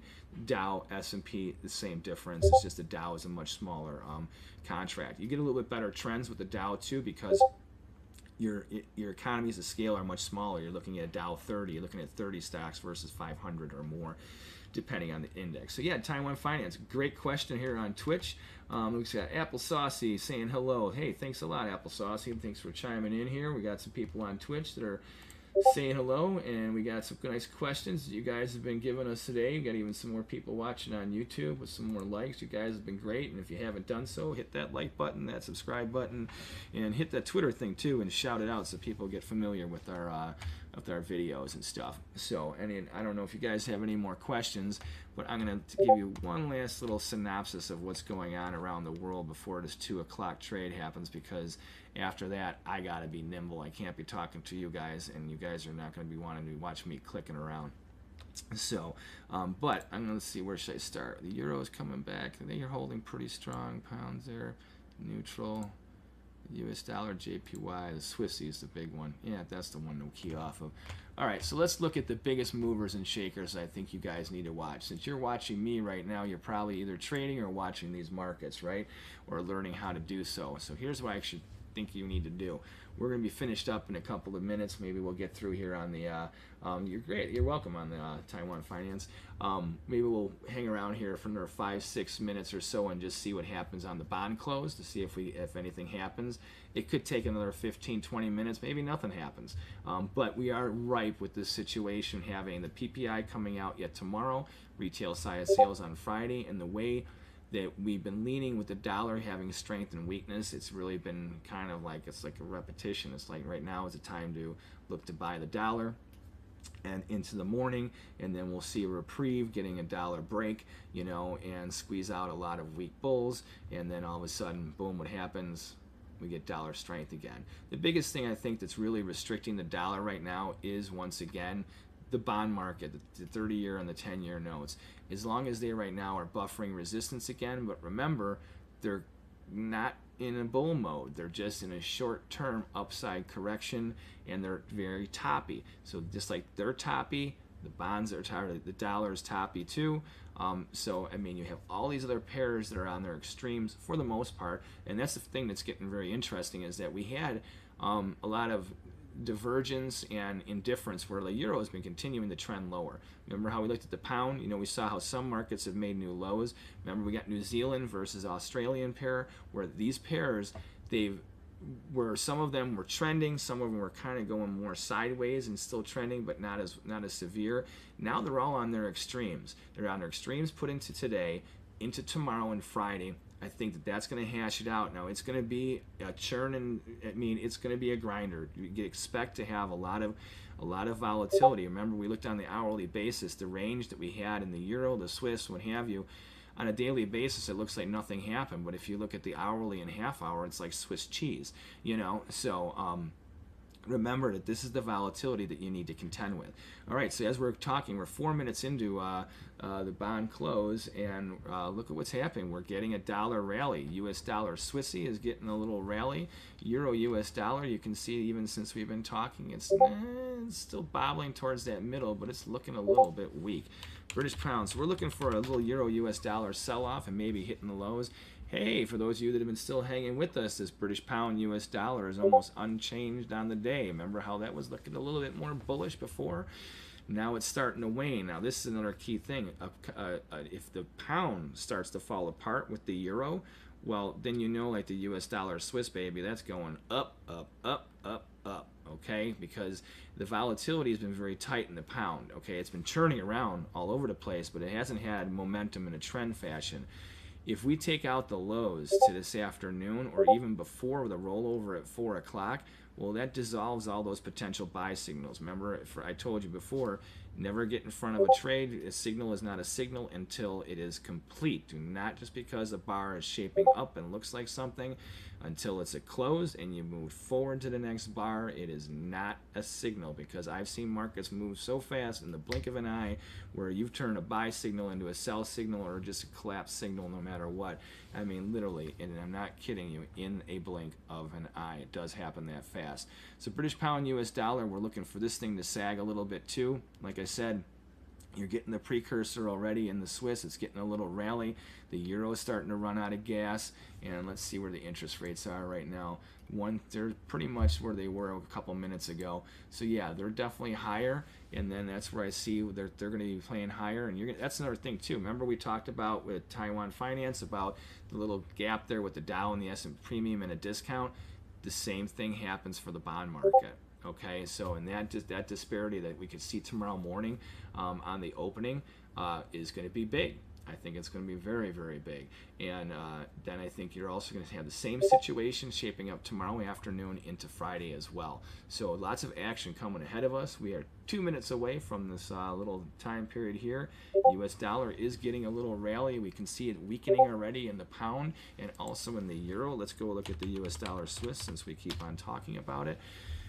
Coming back a little bit more. Before, remember when we started this video, the body of this candle, where we were trading below this target line right here.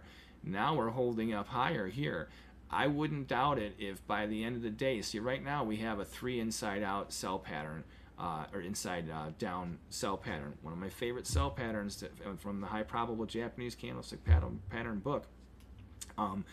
But because of the factors in place, and especially with the numbers, I mean, if the signal is right, it's a great trade, but I think it's a buy break situation. Don't try and be a bear when you know that right now all the forces are just screaming to be a bull, you know. So I don't try and trade the action, not the reaction. Right now, using a sell signal, a counter trend trade here is a reaction. I don't feel comfortable with it. It doesn't mean the signal's not going to work.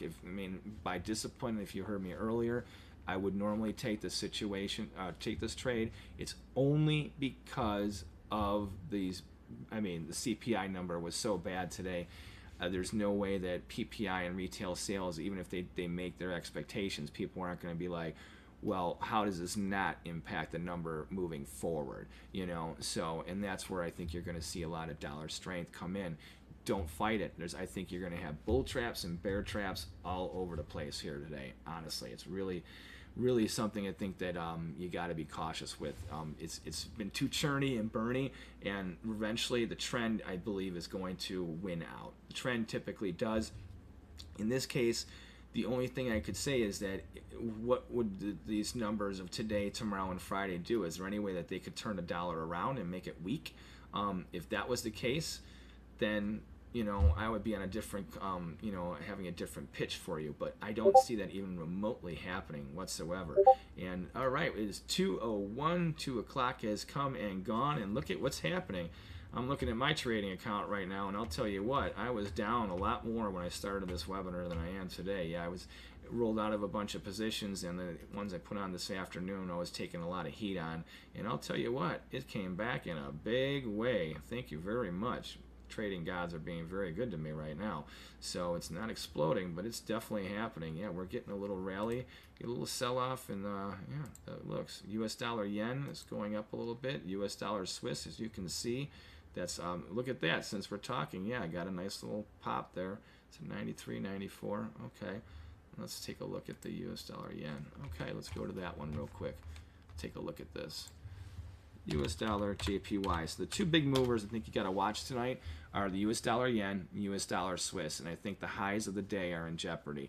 Maybe it comes after 4 o'clock and it starts with tomorrow's trade, but very likely that, if you see how this has been grinding higher, it's most likely it's not going to be a bearish trade right now. And I would use a lot of caution trying to sell into this move. All right. So real quick, see if there's, we got, hey, Gary, you were back on there again. We got a little comment. Thanks again. He just said, Gary, thanks, Teddy. Great show. Will you be live again this week?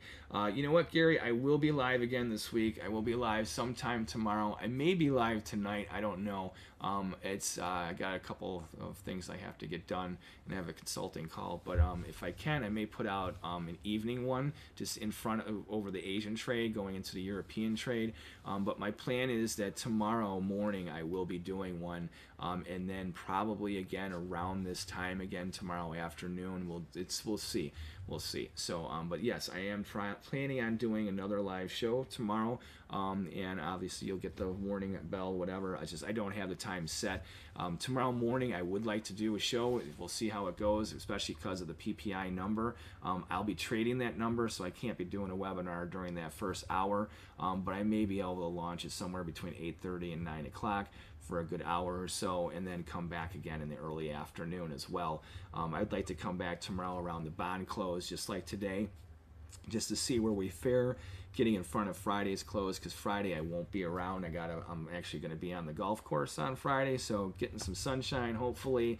It's going to be a little bit warmer than it's been the last couple of days, but that's all right. I'm sick of being at the computer here. I got to get away from this thing or else I'm going to go nuts.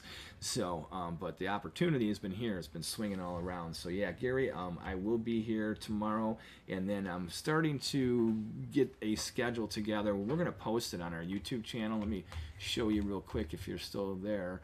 We have our channel. All right, so somewhere in here, I'm going to have it where, this is my view from here, not the view you have, but I'm going to try and have it posted where we're going to get a schedule somewhere on this front page on YouTube. So at least on some basis, you'll have a clue. We're starting to get a schedule set. It's still summertime, so it's really rough with the webinars I already have planned to rearrange them. So I do a lot of Wednesday webinars in the afternoon and stuff. But yeah, we're going to get a schedule going for you guys. As we move into the fall, we posted a whole bunch of videos recently. And by the way, Gary, I don't know if you saw earlier, but we did do, we've started this YouTube Shorts here. We had 3 factors that increase the strength of our chart patterns. We got that on the chat there. Check that video out. Also, all of you guys, and Gary, if you haven't done so, at the very top there's a link for the book, How to Day Trade for a Living. Ebook, it's free. It costs you nothing. There's no obligation, no emails or anything. Just download it and read it. It's a PDF. So, and it's a good read, without a doubt. It's short. It's not very complicated, but it definitely touches on a lot of good points. So, yeah, great. Well, thanks for your input, guys. You guys have a wonderful day, And if you haven't done so already, make sure you hit that subscribe and that like button. And if you want to, besides getting that free ebook that is on the chat there, go to Amazon.com and check out High Probable Japanese Candlestick Patterns, written by yours truly, and it's in Kindle and paperback versions. And if you haven't done so, once again, please hit the subscribe button on Forex Trading Unlocked on YouTube or Twitch, and see us on Discord too. Hey, Taiwan Finance, well, thank you once again, got you in there. And to all you guys, Gary and everybody else that, and let's see, we got Dread Package, Taiwan Finance, we got Gary, we got a couple other people here. You guys were great. You guys have a fantastic afternoon or evening wherever you're at, and check us out for all your Forex trading needs at forex-trading-unlocked.com.